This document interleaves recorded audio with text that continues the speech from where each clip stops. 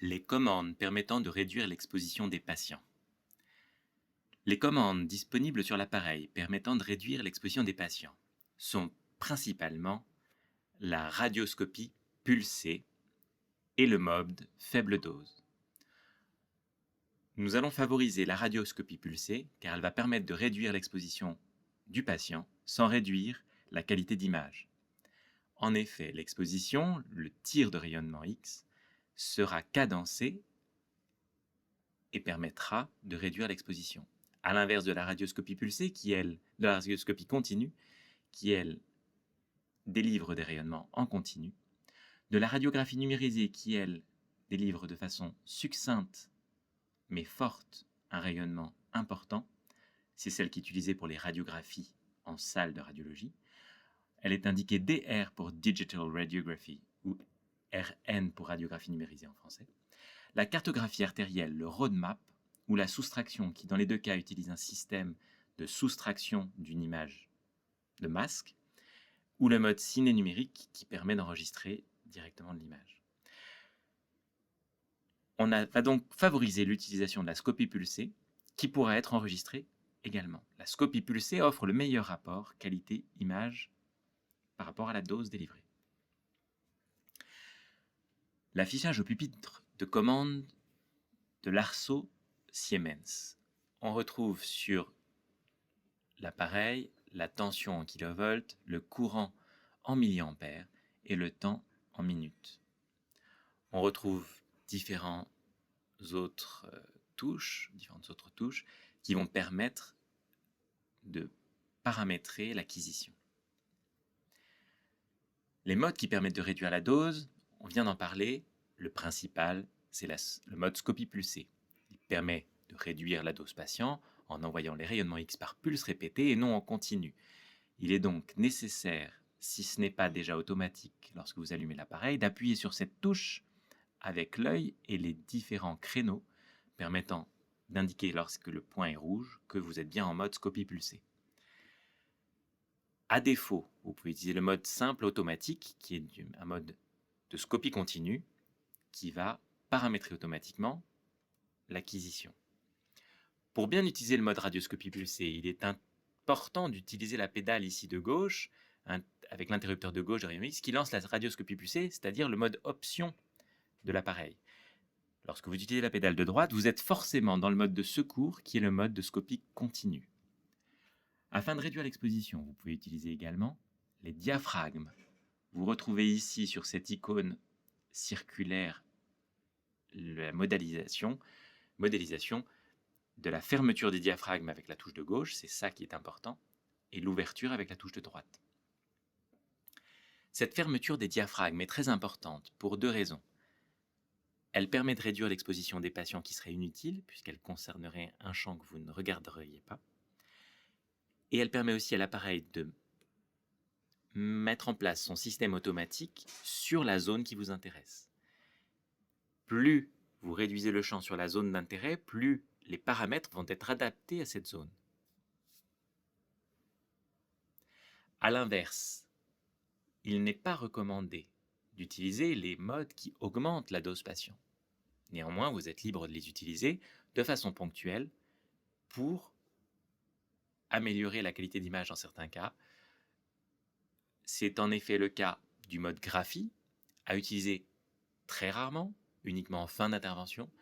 C'est un mode qui augmente énormément la dose, qui permet de faire un cliché unique, donc à ne pas répéter, avec des paramètres plus élevés que la scopie afin d'avoir moins de bruit dans l'image. Vous pouvez utiliser la touche milliampères augmentée, correspondant à la radioscopie haute intensité, aussi appelée RHI. L'interrupteur droit de rayon X lance la RHI.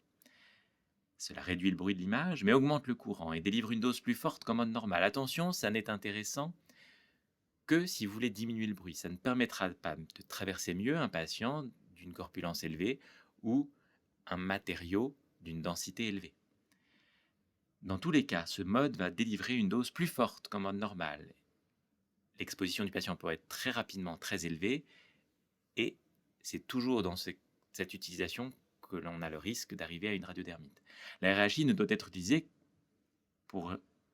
être utilisée pour l'imagerie générale, elle doit être utilisée uniquement de façon exceptionnelle. Enfin, vous pouvez diminuer la taille de la focale. Attention, ce n'est pas la diminution du diaphragme, hein, c'est la diminution de la taille de la focale. La focale par défaut sur vos appareils est de 23 cm sur les amplificateurs de brillance et elle est spécifique à la taille du capteur plan sur les nouveaux appareils.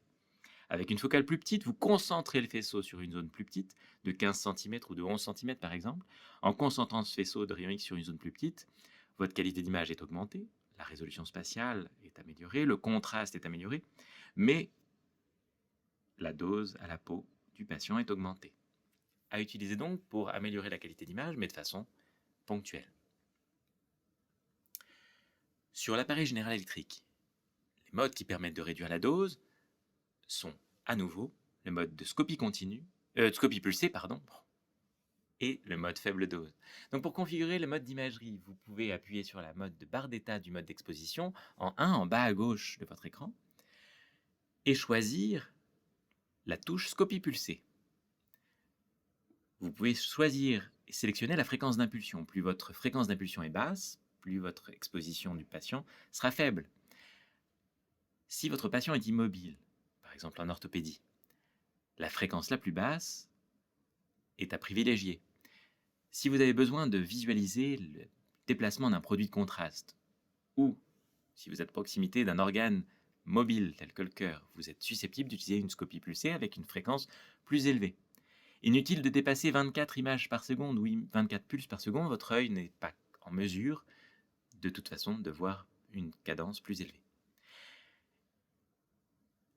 Lorsque vous êtes uniquement sur un mode où vous recherchez la position, vous n'êtes pas en train de tracer la performance finale de votre examen, vous essayez juste d'être en bonne position, il vous est conseillé d'utiliser le mode faible dose. Grâce à ce mode, vous réduisez énormément l'exposition du patient et vous visualisez malgré tout très bien votre position dans le patient.